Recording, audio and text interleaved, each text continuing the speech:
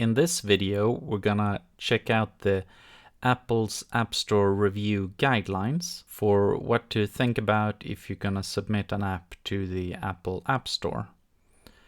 This is an overview. I'm gonna highlight a few issues.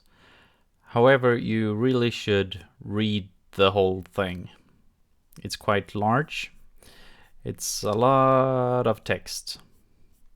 However, we're gonna highlight the few most important things to consider.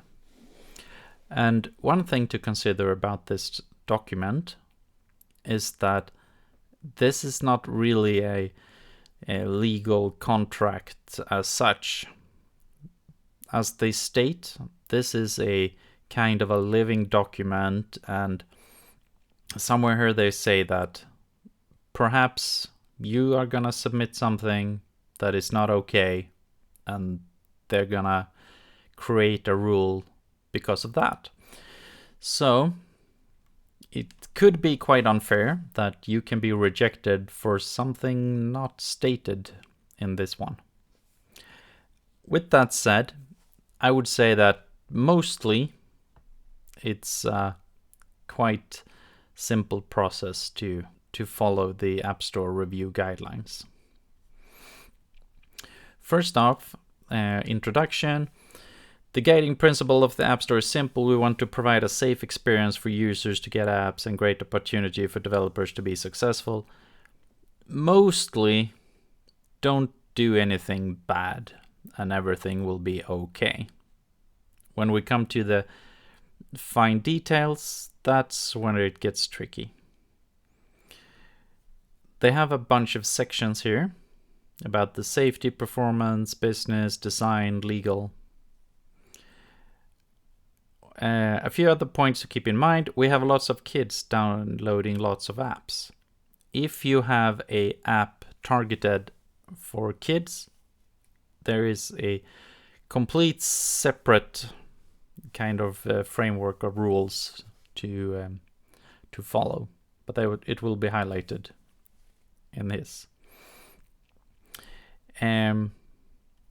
Let's see. The App Store is a great way to reach hundreds of millions of people around the world. If you just wanted something to show family and friends, App Store is not the way to do it. Yeah, the app should have a purpose for the general population, not just for a small group of your friends or a small community. It should have a broad appeal. We strongly support all views, all points of views being represented on the App Store, as long as they are respectful to users with different opinions.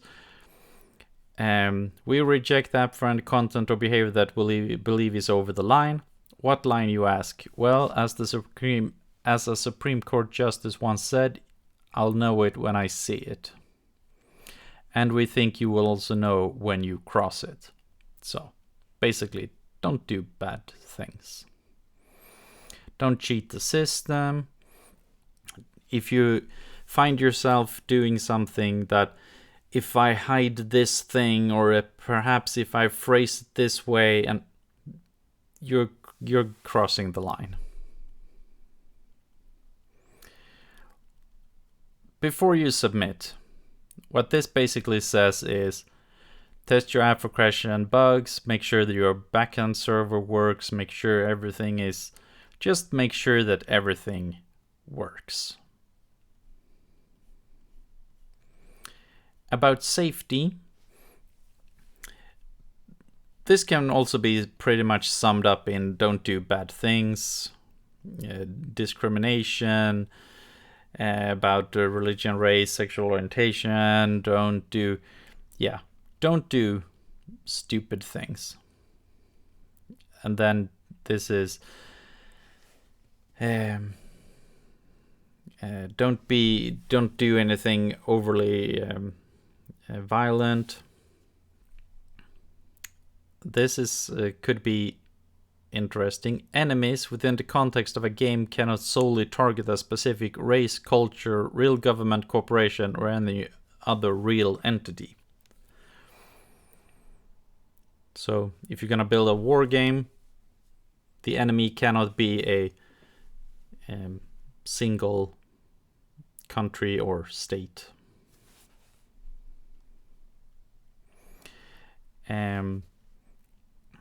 Overly sexual or pornographic material, it's not okay.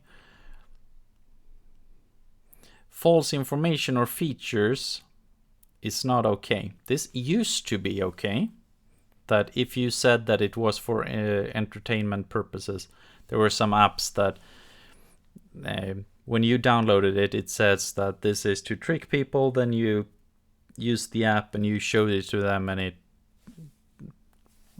did some kind of pranking. Those are no longer okay. User-generated content, what this basically says is if you have the ability for people to create content in your app, you have to have a method for filtering objectionable material from being posted to the app, a mechanism to report offensive content, block users, and they should be able to reach you. So think like a social media app. If someone sends some kind of inappropriate message to someone else, the receiver must be able to block the person, report it, and things like that. And you as the creator must be able to block a user.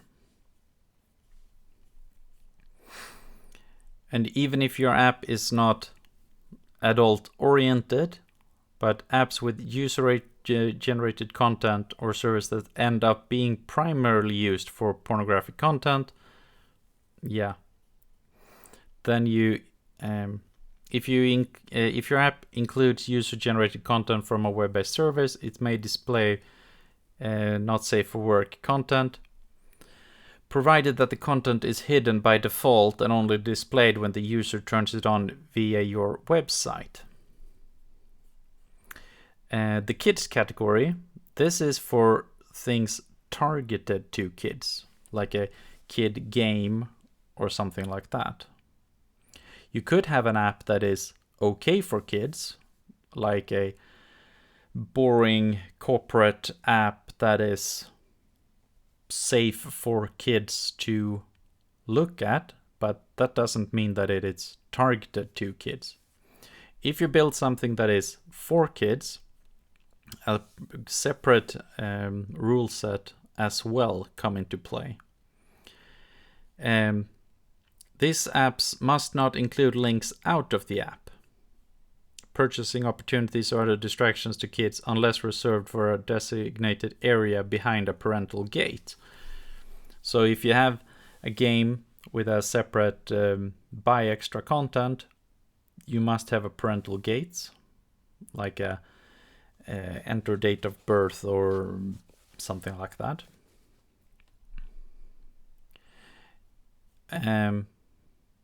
And this could also be important, that even if you step away from the kids category, you must continue to meet these guidelines in subsequent updates, even if you deselect the category, because older users may have the previous version.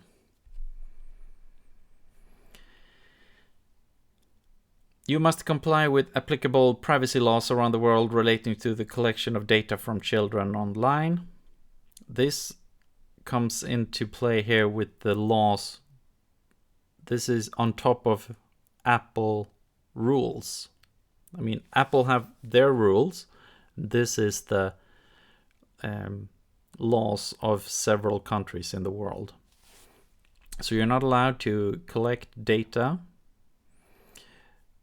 and kids category apps may not send personally identifiable information or device information to third parties that you can do with non-kid apps, like send advertisement data and things like that.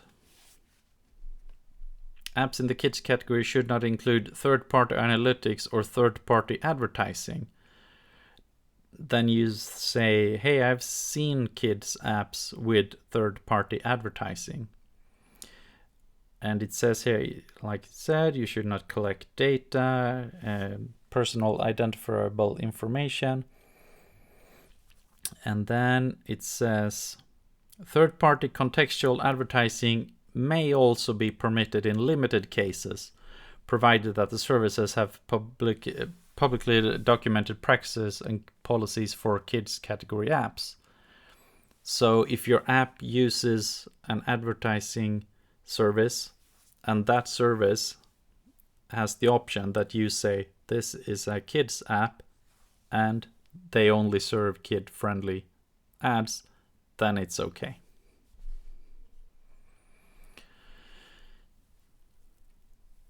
If your app behaves in a way that risks physical harm, we may reject it.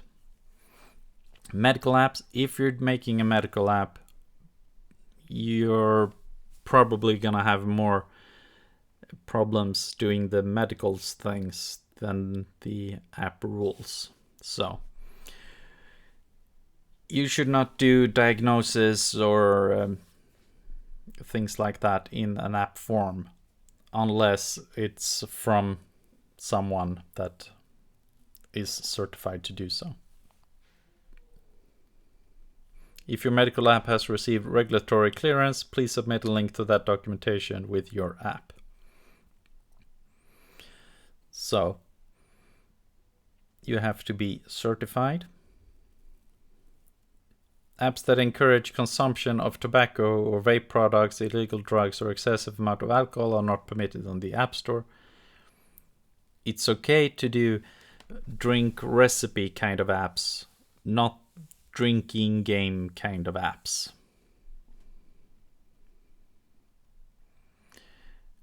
We're not gonna go into detail about all things. I'm just gonna do a overview. Performance, app completeness. Your app must be done. Even if you have a large set of features that you want to do and you think that, hey, I'm gonna go for version 1 and then I'm gonna add more features. Yeah, but you cannot have like grayed out icons saying that features to come. No, the app must be complete. And it must not be in a beta version or something like that. It must be done. Demoed betas or trial versions of your app does not belong on the App Store.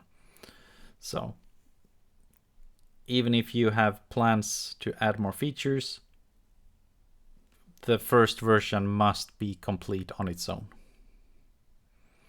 Accurate metadata basically says that the screenshots on the App Store and things like that must reflect the how the app works. You cannot do a one kind of game and then the screenshots show something else. You cannot do like the boxes for video games in the 80s that had the pictures of the knight and the dragon and then the game was a single red dot that you moved around. No. And you cannot, all text images must reflect how the app works. Moving on. Answer age rating questions honestly. Yeah, everything must be the way that it actually is. Metadata should be appropriate for all audiences. You could have an app that is set at a higher age group, and that's okay. However, younger users could still see your app on the App Store. So they could see the description, they could see the screenshot and the icon. So even if your app is rated higher, for example, if your app is a game that includes violence, select images that don't depict a gruesome death or gun pointed at a specific character. Yeah, use something that is okay for younger users.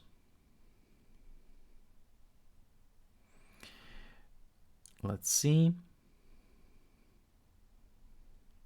Hardware compatibility. To ensure people get the most out of your app, iPhone app should run on iPad whenever possible. Yeah, both for the Apple want you to build apps that work on the iPad. And you could run apps that is just the scaled up version on iPad. However, you should consider building an app that is made for iPad, even if it's not specifically designed for iPad. You should, for better experience for both the user and for making Apple happy.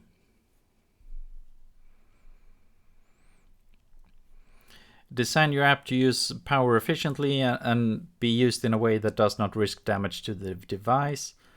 Yeah, both as a kind of the user's gonna like you and Apple is gonna like you. Don't try to avoid building an app that like uses your GPS every second to get your position. That's gonna eat up a lot of battery or things like that. Case in point, Pokemon Go.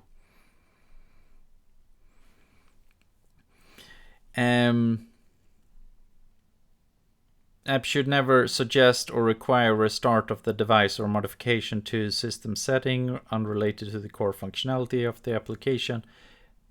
Yeah, this used to be more of a problem a few years ago about high demanding games that said that you should restart your device before you start or things like that.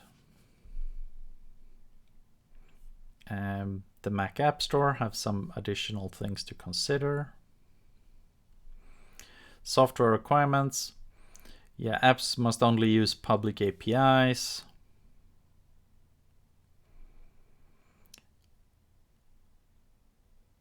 Apps should be self-contained in the bundles, should not read write data outside the designated container area. May not download, install, or execute code which introduces or changes features or functionality of the app. That could be a problem if you build one app, it gets approved, and then you download a bunch of code that does break all these rules. No, so you're not allowed to download any new functionality unless you could have some kind of web game in the app which is coming from the outside. So, but no, you shouldn't change the app from the inside.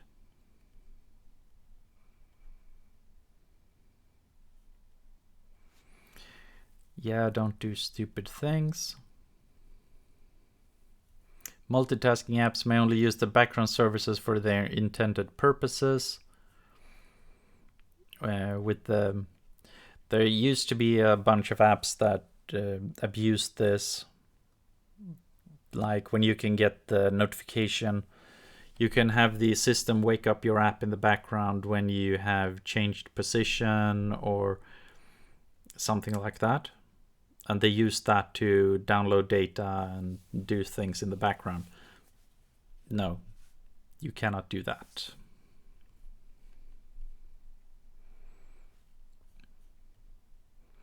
Apps that browse the web must use the WebKit framework. Yes, you cannot build a web browser for iOS that uses anything else. And then we have apps that alter or disable the function of standard switches, such as volume up, down, rings, silent switches. Yeah, there used to be an app that enabled the users to take photos and use the volume buttons to take pictures. Apple rejected that, and in a version of iOS after that, they included that in the actual system Photos app. App should not be submitted with empty ad banners or test advertisements. If you include ads in your app, make sure that they handle no ads. If you don't get an ad to serve, don't show an empty space or test advertisements or something like that.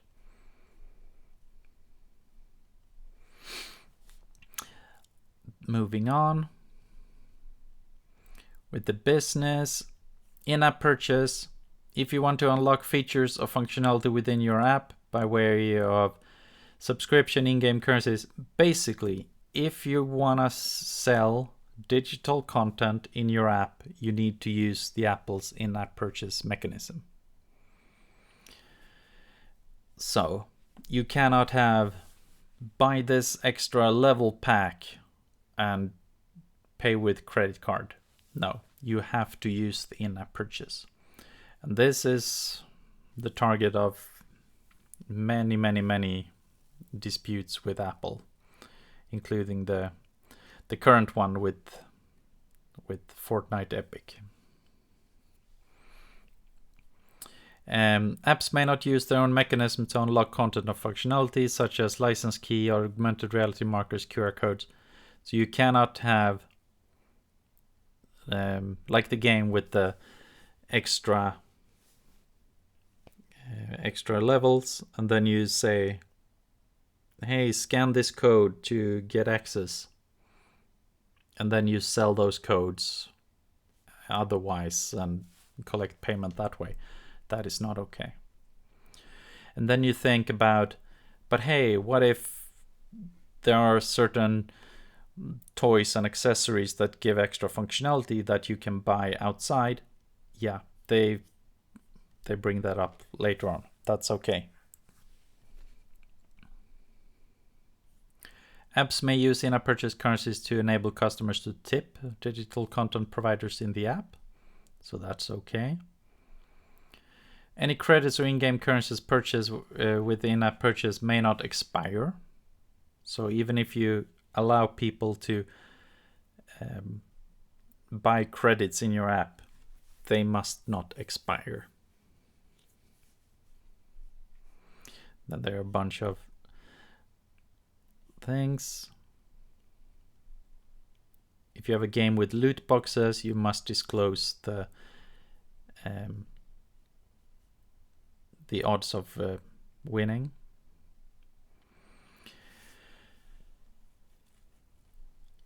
With the subscriptions,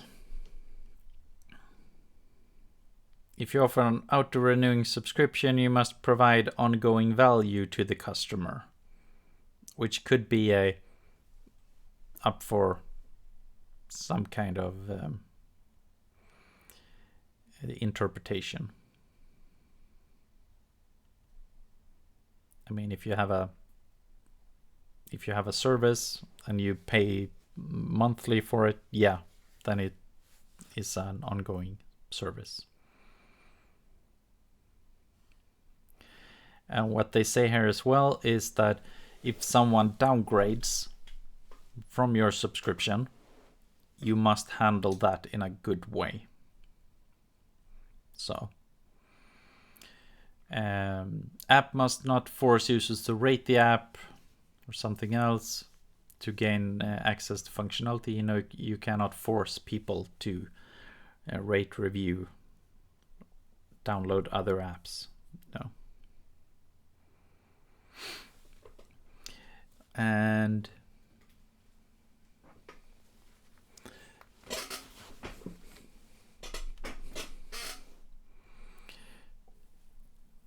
then we have a bunch of other small things. Apps that attempt to scam users will be removed from the App Store. Yeah. This includes apps that attempt to trick users into purchasing a subscription on default pretenses or engage in bait and switch and scam practices. Example was a app that was removed, which had a fake UI that said they had some kind of they claimed that we're gonna analyze your heritage by analyzing your fingerprint, and then use the fingerprint on the old Touch ID fingerprint sensor. And what happened was that as you pressed, it said, oh, couldn't read, try again, and then you try it again. And after like 2 seconds or something, they tried to initiate a purchase of a very expensive subscription, and you were trying to press the fingerprint, which accepted the very expensive subscription. So, scam, bait and switch, not okay. Which also falls in the category of you know when you cross the line. Apps may allow users to access previously purchased content or content subscriptions. This basically follows the Kindle app, where you buy digital books on the Kindle website, and then you can use the Kindle app to read your books. You cannot buy any books in the Kindle app.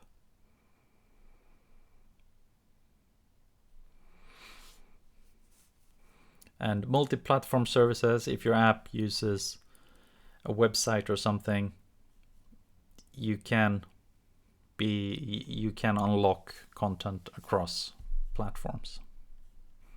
And now we come to this, the hardware-specific content. In limited circumstances, such as when features are dependent upon specific hardware to function, the app may unlock that functionality without using in-app purchasing. Like an astronomy app that add features when synced with a telescope, of course. Interesting point here to note is that one app that I built that used hardware was rejected by Apple because they did not have the hardware. So they needed us to mail them a copy of the product so they could review the app. So they need the hardware. App features that work in combination with approved physical products, such as a toy, on an optional basis, may unlock functionality without using in-app purchase. So if you have like a game, and then the user can go to a toy store, buy a toy, scan that or something, and unlock functionality, that is okay, provided that an in-app purchase option is available as well. Goods and services outside the app.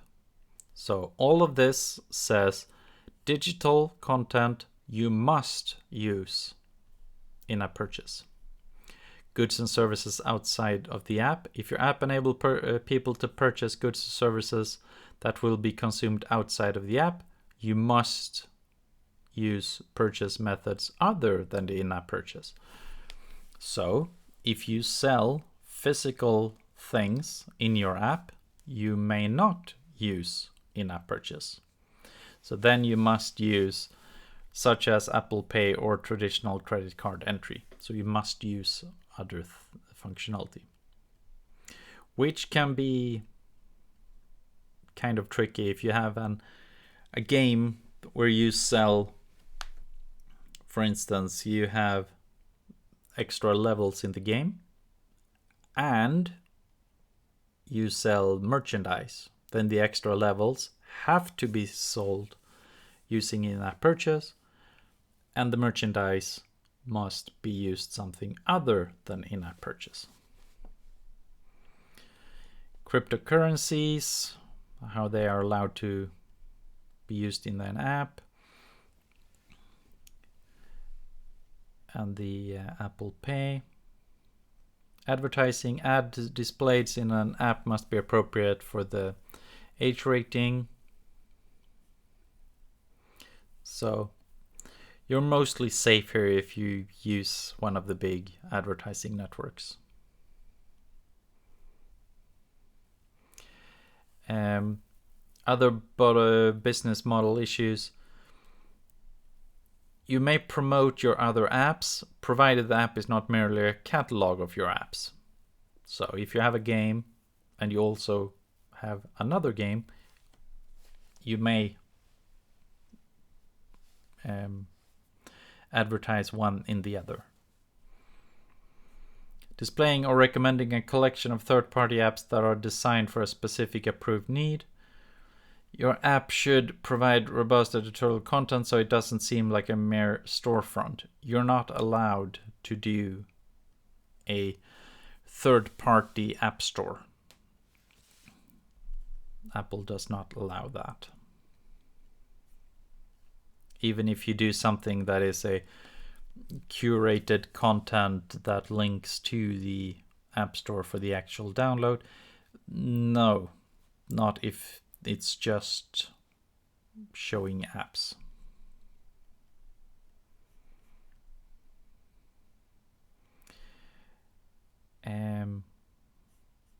Insurance apps. Yeah, if you're going to build an insurance app, you're going to have more problems with the actual insurance part.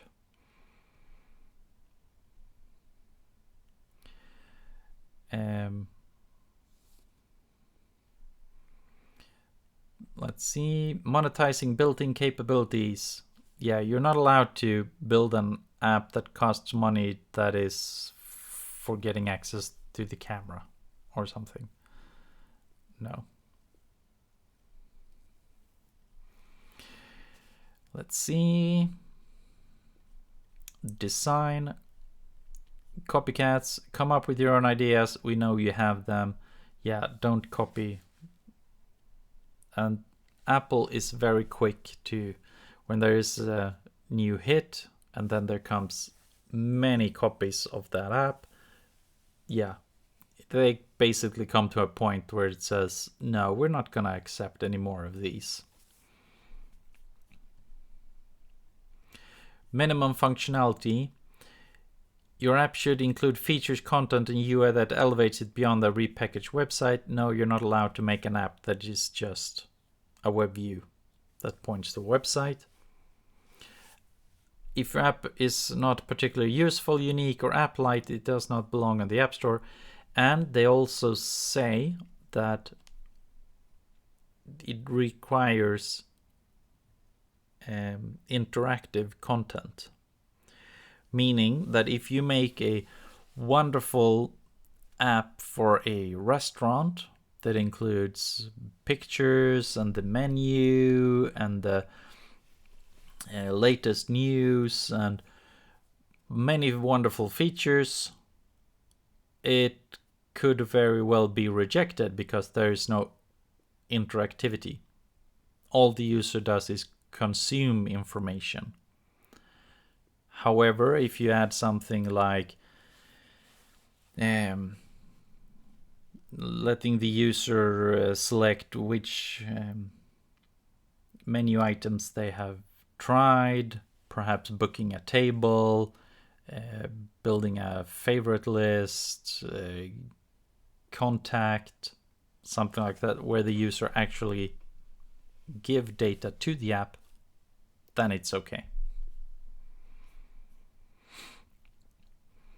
Your app should work on its own without requiring installation of another app to function.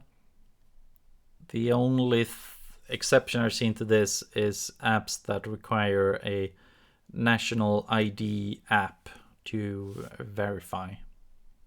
But that is very much a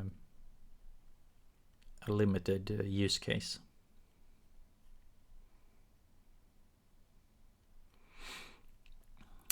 Apple Watch apps must not appear to be watch faces. Then if the app is created by a template service or app creation service, the user itself should upload the app. Spam, yeah, don't do it. Also avoid piling on to category that is already saturated. The App Store has enough fart, burp, flashlight, fortune telling, dating, and Kama Sutra apps. Yeah. Also falls in the category of come up with your own ideas.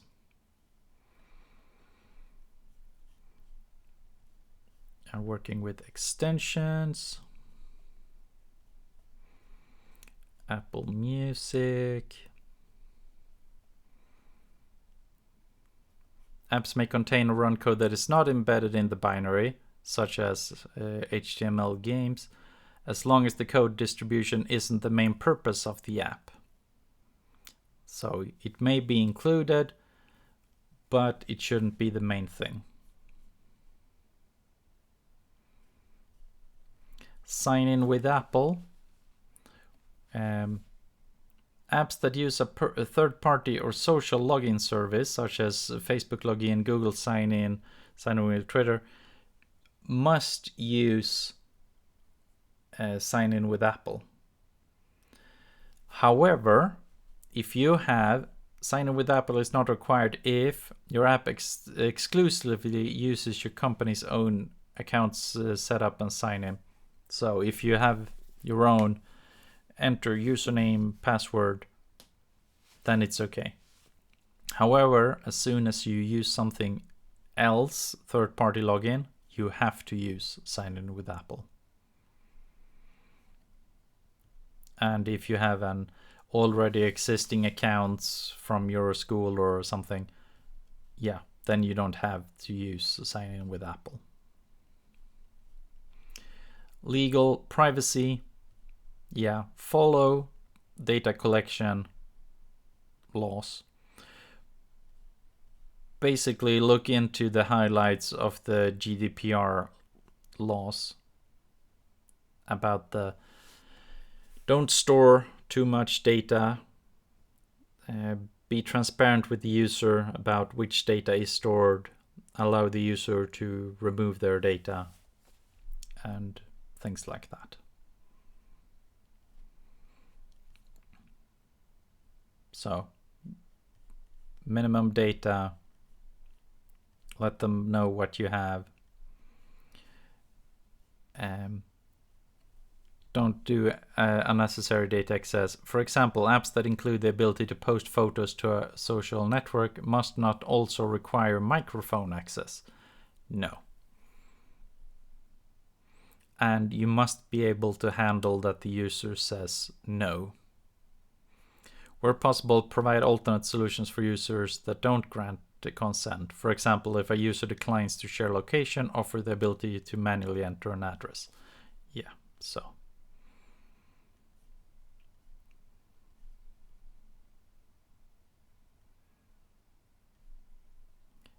A little going on, data use and sharing.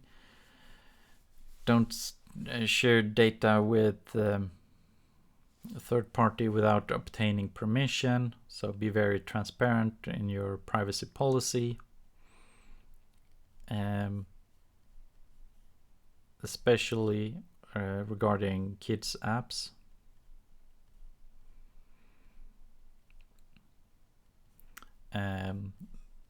Health data is especially sensitive with the kids. You have the Children's Online Privacy Protection Act that is on top of this. So both the US and the European Union and many other countries have specific laws for this.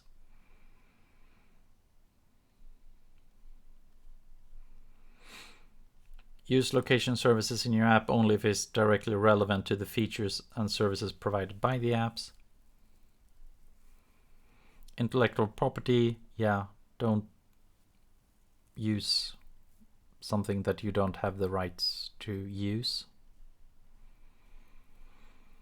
Gaming, if you have an actual casino kind of thing, you have much bigger issues with the casino thing than Apple's rules.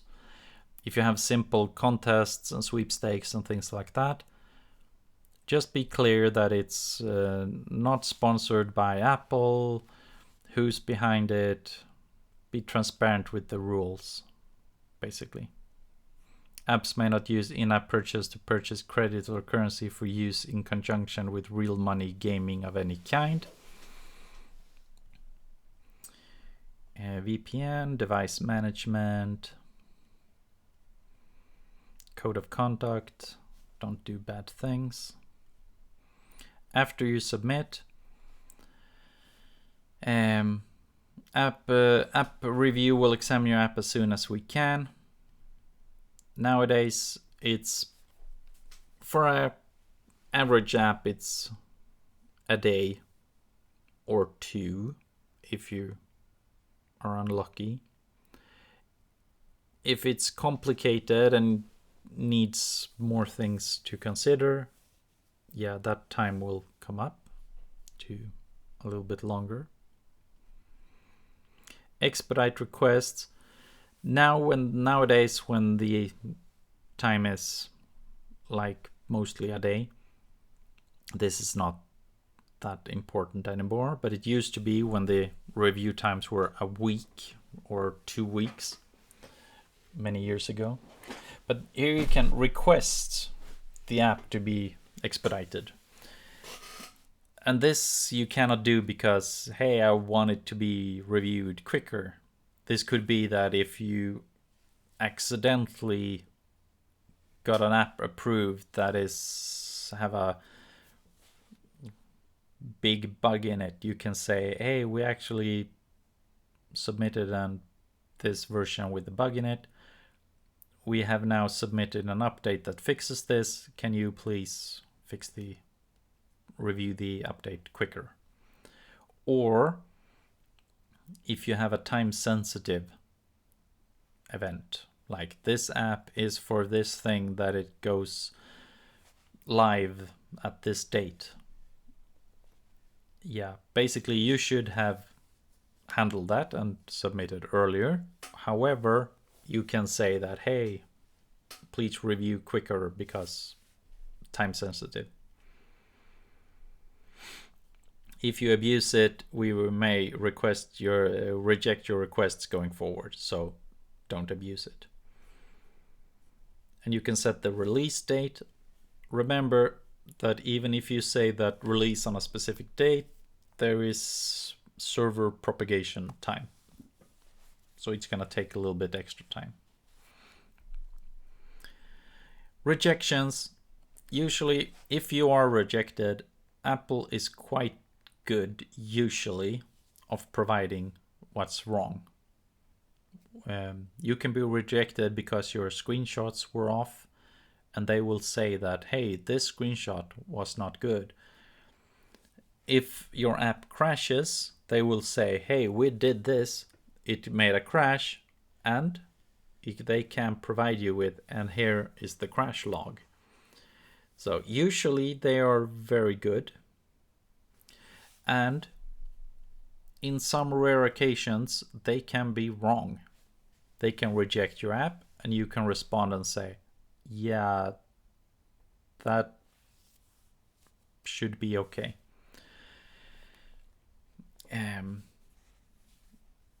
Usually you need to submit a new version. However, there are times when they say that we tried your app, it did not work, reject. And you can respond with, oh, at that time our server was down, please try again. And they try again, no new version submitted, and be approved. That can happen. And if it's just metadata with you got rejected because of your description or screenshots, you can usually just change those, say, hey, I changed them, and they will continue with the review. Also, if they find something to reject your app, you're not gonna get a list of, here are the 7 things we found.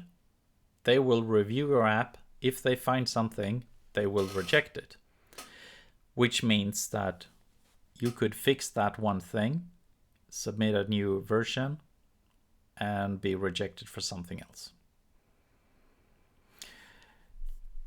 All of these things make it sound like Apple is just gonna find ways to reject your app. However, most of the time, it's not an issue. Usually you can just submit your app and everything will work out, as long as you don't do stupid things.